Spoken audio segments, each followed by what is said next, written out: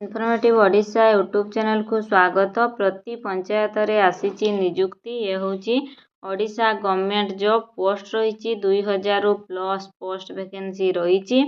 आपण माने एठारे मागणा रे आवेदन करि परिबे। दरमा रही पर मंथ 15,000 टंका। उभय महिला और पुरुष आवेदन करि परिबे।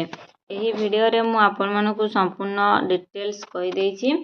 तो जानिबा वीडियो को शेष पर्यंत देखंतु। जदि चैनल ले नुआ आसीचंती चैनल को सब्सक्राइब कर दियंतु और पाखरे थिबा नोटिफिकेशन बेल को क्लिक कर दियंतु। जहा फल रे जो डिस्ट्रिक्ट रे जहा भी जॉब वैकेंसी आसुची आपनक पाखरे नोटिफिकेशन पहुंची परिबो सर्वप्रथमे। तेबे आसंतु आजिर वीडियो रे जानिबा प्रति पंचायत रे आसीथिबा नियुक्ति सुजोग विषय रे।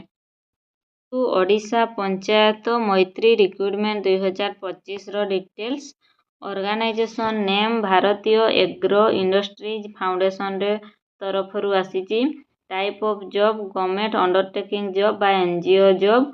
नेम ऑफ दी बारो मैत्री रे पोस्ट वैकेंसी बाहरीची। एप्लीकेशन मोड ऑनलाइन रे। Who can apply all Odisha candidate आवेदन करि परिबे। प्लेस ऑफ पोस्टिंग ओडिशा देखंतु। मिनिमम एज देइची 18 वर्ष, मैक्सिमम एज देइची 38 वर्ष। किछि पिलांकर गवर्नमेंट रूल अनुसार एज रिलैक्सेशन मध्य रहिची। ओबीसी पई 3 वर्षर, एसटी एससी पीडब्ल्यूडी पई 5 वर्षर, एक्स सर्विसेसमैन पई 5 वर्षर, पीडब्ल्यूडी प्लस एसटी एससी पई 15 वर्षर एज रिलैक्सेशन रहिची। सैलरी देखंतु पर मंथ फॉर स्वराजगार मैत्री पई पर मंथ सैलरी रहिची 20,000 टंका। सिलेक्शन प्रोसेस इंटरव्यू हबो आउ डॉक्यूमेंट वेरिफिकेशन हबो। इंटरव्यू और डॉक्यूमेंट वेरिफिकेशन साहाय्य आपन को सिलेक्शन कर। एप्लीकेशन फी देखंतु। कोनोसी कैंडिडेट पई एठारे एप्लीकेशन फी नाही।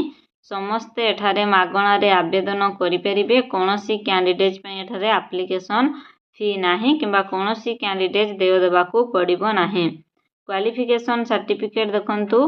क्वालिफिकेशन सर्टिफिकेट देबे।